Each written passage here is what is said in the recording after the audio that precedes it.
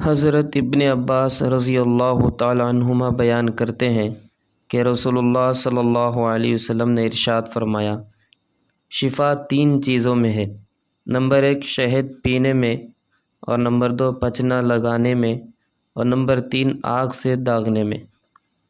ان تینوں چیزیں میں اللہ کے رسول نے شفا قرار دیا ہے۔ شہد پینے میں جو شفا ہے، جیسا کہ حدیث میں آتا ہے، شہد اگر کوئی انسان مہینے کے 3 دن لگاتار پی لے تو بڑی بڑی بیماریوں سے اللہ تعالیٰ اس کو نجات دے گا اور بچائے گا۔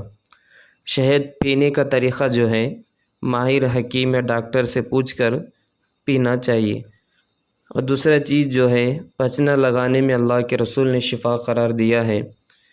پچنے لگانے کے جو ہے کئی سارے فوائد اور فائدے نظر آتے ہیں۔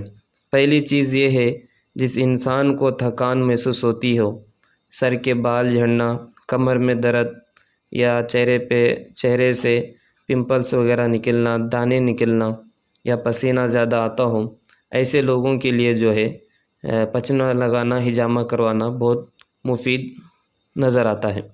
اور تیسری چیز جو اللہ کے رسول نے منع فرمائی ہے، اپنے جسم کو داغنے سے منع فرمایا ہے۔ داغنا مطلب لوہے کو گرم کر کے جس جگہ زخم یا جس جگہ کوئی مار لگی ہوتی ہے تو لوہے سے داغنے سے اللہ کے رسول نے منع فرمایا ہے، لہٰذا داغ کر علاج کرنے سے انسان کو بچنا چاہیے۔